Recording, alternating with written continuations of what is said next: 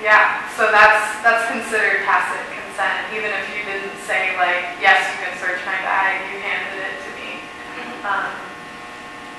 Yeah, so there's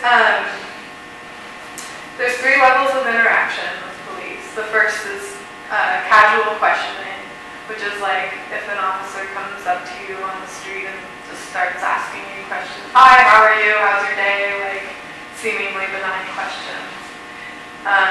The level up from that is detention, which is where you're not free to go.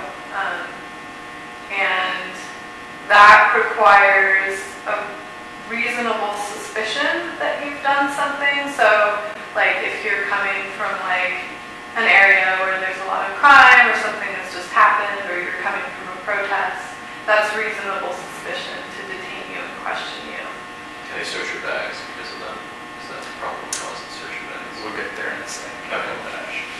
So, and then arrest is the 3rd level of interaction, which is where they need probable cause that you've done something.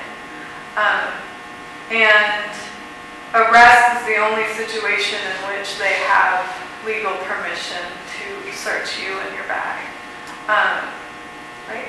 With the exception of a safety search. With the exception of a safety search. And also, like, if you're crossing the border, for example, that's kind of a different situation because you're consenting to being searched as a exchange for crossing the border. Same with airports. Same with airports, yeah. So a safety search is really like you've all simple, seen that, just right, quick what they do at the airport, basically. brush down. If they feel something in your pocket that they know to be, like, from just feeling it, that they know to be either a weapon or drugs, they can take it out of your pocket. Otherwise, I believe, at least from what Daniel was saying, they cannot take stuff out of your pockets. Just, you know, they can't feel around and kind of like, oh, I wonder what that is. They have to know from having experience with searching for drugs and searching for weapons that that's what it is in your pocket. But your bag, like anything else on you, like a bag or something, is not included in that safety search. What was I saying about that? It'll come back to me. So we generally recommend that you not even participate in any casual conversation with police. I mean, that's a personal choice that you can make for yourself. But what tends to happen is that casual questioning can easily escalate into detention, just by virtue of like how you answer questions, and it can kind of go in a direction that you're not anticipating. So I just, like, as a personal thing, like, I generally just don't talk to them at all. Like a good example of that would be, is a call like, hey, how you doing today? Yeah, did you see that protest over there? What do you think about that? I saw it. What have you been up to today? And then all of a sudden, that develops into a reason to detain you because you were somehow involved with that or had thoughts about it. So it can escalate, or seemingly innocent questions can quickly become not so innocent. And cops don't necessarily have to tell you what type of interaction you're in, so whether you're being detained or whether you're free to go or whether you're actually under arrest. But you can always ask. So you can say, am I free to go? And if their response is anything other than no, if it's anything other than a clear no, then you can start to walk away.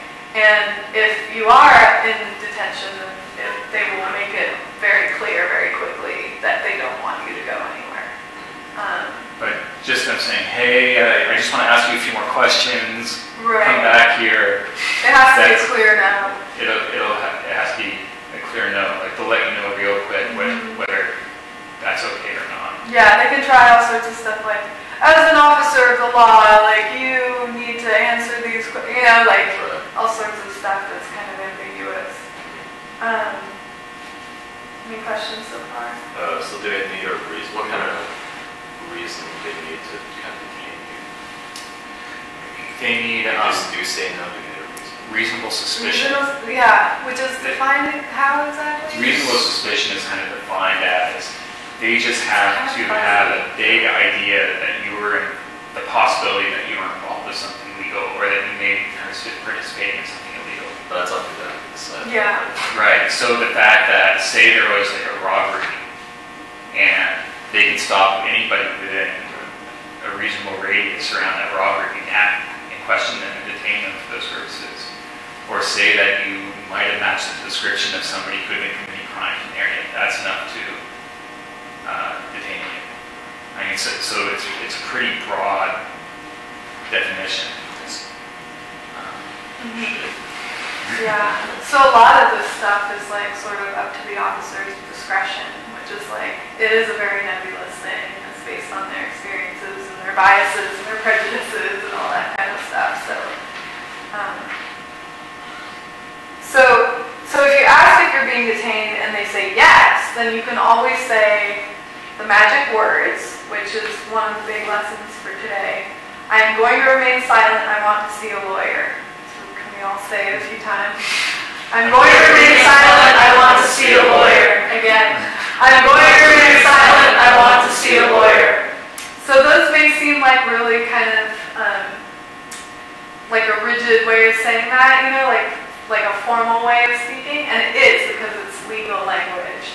And it's important that you say it in that way because it signals to them that you know that you have that right and that you are unequivocally going to not speak to them. Use of those words, though, is kind of like, it depends on the context of the situation.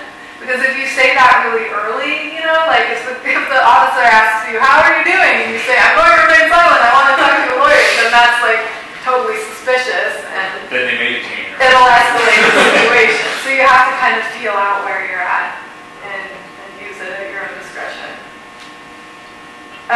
If you're being detained, you can ask them why and find out exactly what their reasonable suspicion is. And if they tell you that, remember why, so you can talk to your attorney later. Because what they've detained you for may or may not be legal, and may or may not be a reason, you know, all that stuff matters later. Yeah, this whole thing is kind of like, I mean, each of these things depends on the context. And, you know, using reasonable suspicion, like using those words, signals to them that you know that language and you know what your rights are. And so it's good. It may escalate the situation because it might make them mad, you know, and it might kind of scare them a little bit. But what we try to teach in this class is that interaction, like it's going to go however it's going to go, right? And what matters is protecting your legal rights in the situation so that it can help you later in court when it actually matters.